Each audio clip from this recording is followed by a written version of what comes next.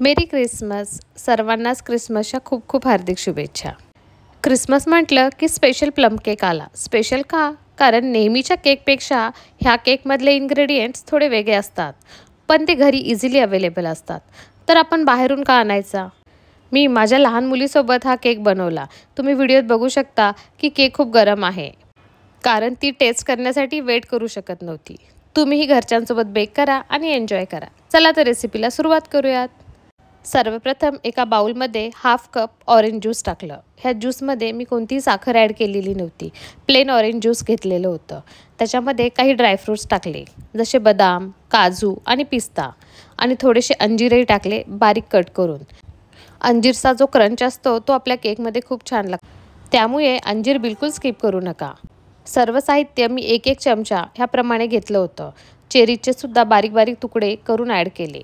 काही टुटी frutti add केले आणि काही किसमिस, ब्लॅक आणि गोल्डन दोन्हीही ॲड केले. नंतर व्यवस्थित मिक्स करून त्याला सोक करायला ठेवलं.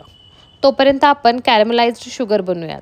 ते बनवण्यासाठी मी 4 चमचे साखर ॲड केली आणि त्याच्यामध्ये 2 चमचे पाणी ॲड केलं आणि त्याला व्यवस्थित मिक्स करून घेतलं.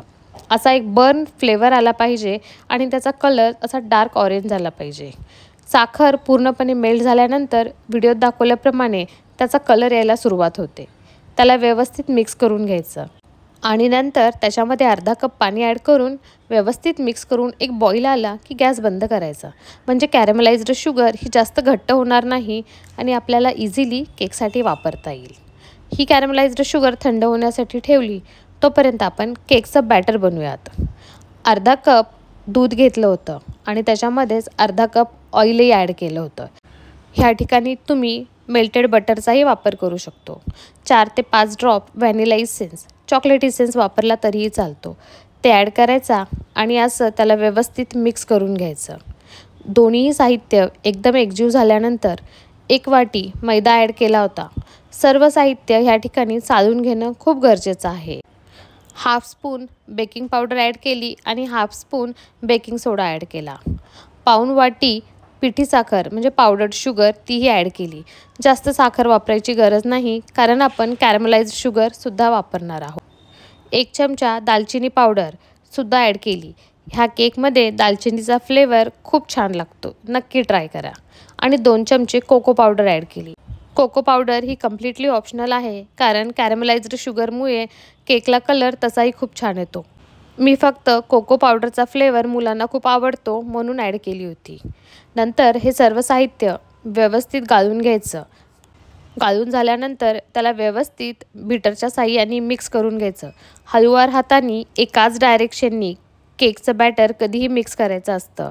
तर त्याला हळूवार हाताने मी थोडं थोडं मिक्स केलं आणि नंतर त्याच्यामध्ये आपली जी कॅरमलाइज्ड शुगर होती ती पण ॲड केली.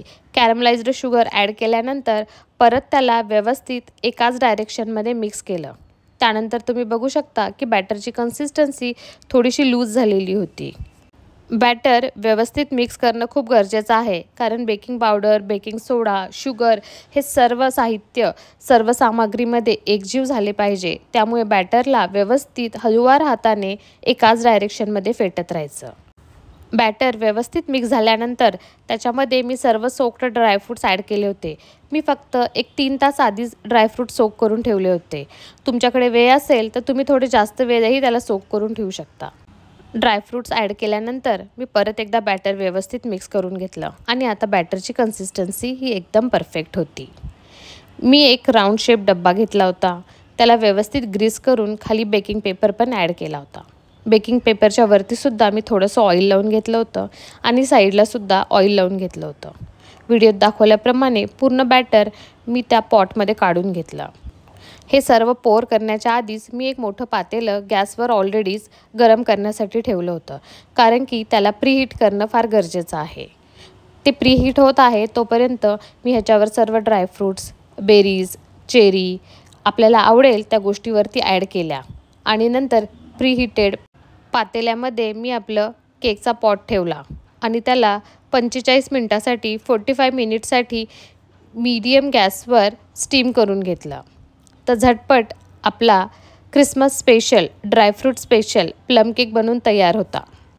माझ्या मुलीला बिलकुल वेट होत नव्हतं, त्यामुळे मी जास्त फोटोज आणि व्हिडिओज नाही काढू शकले. तुम्ही बघू शकता की किती सुंदर बेक झालेला आहे. त्यामुळे तुम्हीही नक्की ट्राय करा आणि एन्जॉय करा. मेरी क्रिसमस.